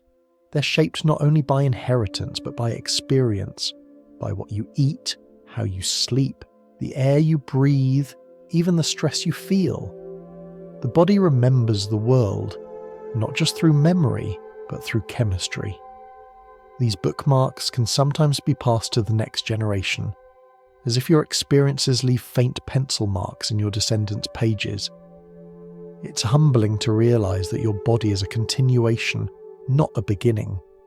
You're both archive and author, carrying an ancient script but also writing the next chapter of it, with every heartbeat, every breath, every kindness you show or receive. Even the simple act of being alive keeps the story going. In the last few decades, humans have begun to learn how to read this code directly, not just to listen, but to speak back. Scientists have developed ways to trace the long sentences of DNA, letter by letter, and to find where the words change. And more recently, with careful instruments built of protein and light, they've found a way to edit those words. You may have heard the name CRISPR. It's often described as a tool, but it's more like a whisper, a molecular pen that can correct or adjust the letters of life itself. This discovery holds extraordinary promise. It could erase genetic diseases, strengthen crops against hunger, or restore ecosystems we have damaged. But it also carries deep questions. For the first time, we are not just readers of life's book, we are editors, and editing demands humility. Nature has been writing this story for nearly 4 billion years. It knows patience we cannot yet imagine. To write alongside it is to accept that we are apprentices in a library whose shelves stretch beyond sight. When you think of evolution in this light, it stops feeling like competition and begins to feel like conversation. Life isn't racing toward perfection, it's learning, adjusting, adapting, like a language that keeps finding new poetry in the same old words. DNA is that poetry, full of rhythm, repetition, and occasional surprises. There's something deeply comforting about this universality. The same 4 chemical letters that write you also write the tree outside your window, the cat sleeping on your couch, the fish gliding through cold ocean water. The sentences differ, but the alphabet is shared. It means that all of life, everything breathing, blooming, growing, thinking, is related not just by ancestry, but by authorship. We're all expressions of one original text, translated into countless forms, and yet, for all its precision, the genetic script isn't rigid. It listens. It changes in response to the world, to light, to temperature, to nourishment, to affection. That's why even identical twins, born with the same genetic words, grow into slightly different people. Their environment writes small variations into the margins, making each life unique. Perhaps that's what the future really is. Not a place waiting for us, but something growing within us, one cell at a time. The next chapter of evolution is already being written in the DNA of the children yet unborn, in the seeds adapting quietly to new climates, in the microbes learning to digest the plastics we've left behind. The future is being composed continually, letter by letter, within the living. If you hold that thought gently, it can change the way you see yourself. You're not separate from time, watching it move past you. You're part of the machinery that makes time visible, a being whose every cell carries yesterday, today, and tomorrow. The code in you was shaped by starlight, nourished by oceans, and refined by countless generations of struggle and grace. You're living evidence that time remembers what works, what loves, what endures, and when your body returns to the earth one day, that same code will continue elsewhere, in those you've touched, in the small shifts you've made in the world, in the atoms that find their way back into new forms of life. The story never truly stops, it only changes handwriting. The future, it turns out, isn't ahead of us. Some of it is already written inside. It pulses quietly in every cell, waiting to be read, waiting to be lived.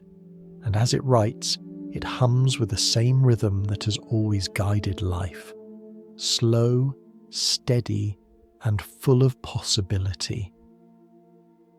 There's a quiet rhythm inside you that has nothing to do with your heartbeat. It's far smaller, softer, but no less essential. Inside your body lives an entire world, trillions of tiny inhabitants, more numerous than your own cells. They live in your gut, on your skin, in your lungs and mouth. Together they form a vast ecosystem known as the microbiome. It's not just a collection of passengers, it's a community that breathes, eats, and rests in time with you. When you sleep, Some of these microbes slow their work, waiting for morning. When you wake and eat breakfast, others stir, helping you digest, releasing chemicals that whisper to your brain that the day has begun. They even follow the same circadian rhythm as you do. A 24-hour beat, guided by light, darkness, and the timing of your meals. It's as if your body hosts a choir of invisible singers, each humming in harmony with your own rhythm. This inner world does more than digest food. It helps shape your mood, your immunity, even the clarity of your thoughts. Certain bacteria produce compounds that calm inflammation or signal your brain to feel at ease. Others help train your immune cells to recognize what is friend and what is foe. The relationship is ancient, delicate, and reciprocal. You give them shelter and nourishment. They give you balance. Scientists have discovered that even these microscopic lives keep time. Their gene activity rises and falls in daily waves, their chemistry ebbing and flowing like tides in miniature. Light doesn't reach them directly, but your body tells them when it's day or night. A meal, a sigh, a heartbeat, all of it becomes a signal. They are in a sense your smallest clocks, ticking quietly inside the grand machinery of your biology. If you could zoom outward, far beyond your body, you'd find the same rhythmic order written on scales unimaginably larger. The earth itself keeps time in ways that echo your inner cycles. Deep beneath your feet, tectonic plates move so slowly that they seem still. But over millions of years they drift, collide, and breathe mountains into being. Volcanoes rise and fall in their own long rhythms, pulses of pressure and release, like the heartbeat of a planet. Ocean currents swirl in patterns that take centuries to complete a single loop. They transport warmth from one hemisphere to another, setting the rhythm of climate, rainfall, and wind. These cycles shape the world you live in, just as your internal rhythms shape your health. The same harmony of oscillation connects everything, from the dance of molecules inside your cells to the swirl of clouds over oceans. You breathe air that was once deep within stone, release slowly over eons as mountains weathered and seas evaporated. Every breath you take contains atoms that once drifted through dinosaurs' lungs or through coral reefs that are now fossilized. You are, quite literally, breathing the rhythm of oceans that once lay beneath stone. Sometimes when people speak of time, they imagine it as a single line, a past, a present, and a future laid out in order.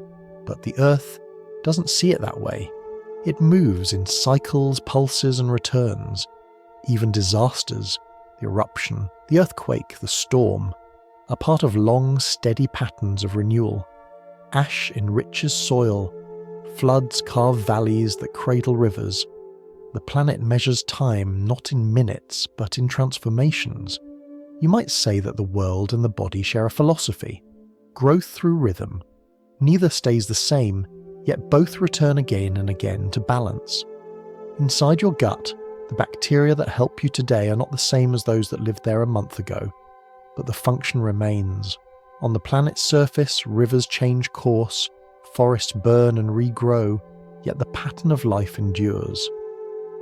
There's a profound comfort in this repetition. It means you're not alone in your cycles of waking and resting, of focus and fatigue, of renewal and decline. The planet itself follows the same dance, though on a scale too vast for any one lifetime to perceive. The gentle turning of Earth, the shift of seasons, the tectonic breath beneath. All of it is mirrored within you. Somewhere deep inside, your microbiome waits for your next meal. Somewhere beneath your feet, molten rock waits for its next eruption. Both are part of the same conversation, the same universal rhythm that has no true beginning and no final end. When you think of yourself as separate from nature, remember this: you're built from it. The calcium in your bones was once part of ocean shells. The iron in your blood once lay in the core of an ancient star. Every heartbeat you feel echoes the pulsations of heat deep within the earth. The bacteria in your stomach mirror the resilience of forests adapting to light and shade. There is no clear border between you and the world, only different scales of the same rhythm. Even the slowest processes, the ones that take millions of years, are still rhythms. Continents drift apart like slow dancers moving across a ballroom. Ice caps grow and melt with patient precision. Species rise and vanish, and from their remnants new ones bloom. If time is a song, then the earth is its deepest bass note, vibrating so slowly that we can only sense it when we step back far enough. And in that slow pulse, there is wisdom. Nothing rushes. The planet doesn't panic when mountains erode. It knows they will rise again. The microbes in your gut don't despair when you skip a meal. They adapt, adjust, wait. Life is built on patience, on a trust that cycles will continue, that light will return after darkness, that stillness is only a pause between beats. Perhaps that is what time really is, not a straight path, but a layered rhythm, fast and slow, visible and invisible, woven together into one great fabric. The heartbeat, the tide, the tectonic drift, the swirl of galaxies, all variations of the same steady hum. You are both the listener and the instrument. So tonight, as you rest, imagine all these clocks ticking together, the microbes inside you, the forests breathing, the magma shifting deep below, the stars wheeling slowly above, each in its own measure, each part of the same cosmic orchestra. You're not an observer of time, you're part of its music. And in all these rhythms, from atoms to stars, we find ourselves not as passengers through time, but as its expression. Every moment you live is a note in that endless song, brief but necessary, irreplaceable, perfectly in tune with everything that came before and everything still to come. If you close your eyes for a moment, you can feel that time is moving. The slow exhale of your breath, the faint pulse in your wrist, the way the air in the room shifts just enough to remind you that the world is alive. But if you stay very still, if you listen deeply, another feeling appears underneath the motion, a kind of quiet that seems timeless, as if the world, for all its movement, were also somehow resting. That's the paradox at the heart of existence. Everything is always changing, and yet, in a deeper sense, nothing ever really goes away. You are already a time traveller. Every breath you take moves you through the fabric of space-time, one small step at a time. You don't need a machine or a portal or a formula written on a chalkboard. You're doing it now simply by existing. Your body carries the memory of the past in its cells, and with every heartbeat it writes another line into the future. You are, in every literal sense, the meeting point of what has been and what will be. When you breathe in, you're gathering atoms once held by trees, oceans and stars. Some of the air you draw now has been breathed by ancient creatures, by distant strangers, by the first people who ever looked up at the sky and wondered what time might be. When you breathe out, those same atoms drift away again to join the next breath of someone else. It's a slow exchange that never ends, a quiet reminder that the boundary between you and everything else is porous, always shifting. We often talk about the present moment as if it were a thin slice between two infinities. But really, the present is more like a horizon, wide, fluid, gently changing shape as you move. It's not a point to hold, but a place to rest. The now you live in stretches farther than you think. It includes the sound still echoing after it's gone, the thought still forming before it's spoken, the memory that hasn't quite faded. The present is not a flicker between before and after. It's the wide field where both quietly meet. When you sit with this realization, the anxiety of time softens. You don't have to chase the future or hold on to the past because both are already part of you. The cells in your skin, the rhythm of your heartbeat, the patterns of your thoughts, they all carry echoes of what came before and blueprints for what's next. You are quite literally continuity made visible. Look around you now. The light in the room, the quiet hum of whatever device you're listening on, the faint vibration in the air. All of it exists within a single vast choreography. The photons that light your surroundings left their source only moments ago, yet even as they fade, others are already on their way. The air moves in invisible currents, shaped by heat, by gravity, by the slow turning of the earth. Every object around you, every piece of matter, is also travelling through time at its own steady pace. You, your chair, the walls, the clouds above, all are being carried forward together in the same universal current. The more you think about it, the more stillness begins to look like movement viewed from within. A spinning top, when it's perfectly balanced, seems motionless, but only because it's moving with such grace that the motion disappears into symmetry. Perhaps that's what peace really is, not the absence of change, but the feeling of moving perfectly in tune with the world around you. If you were to zoom outward again, past the room, past the earth, past the web of galaxies, you'd see that the universe itself doesn't really have an edge or a centre. It's expanding everywhere at once, each part of space carrying its own story forward. There is no single reference point from which to measure progress, no clock ticking for all.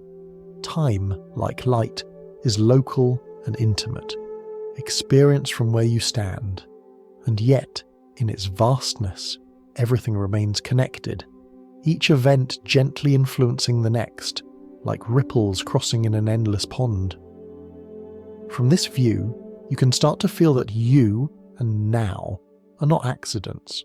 They are the natural expressions of the universe at this particular coordinate, the way sunlight finds its way through one specific leaf, the way a wave rises at one moment before falling back into the sea. There's nothing to fix or rush toward. The story is already unfolding exactly as it should. So if you've ever wished to stop time, to hold on to a perfect moment, know that you don't need to. Time isn't leaving you. It's flowing through you.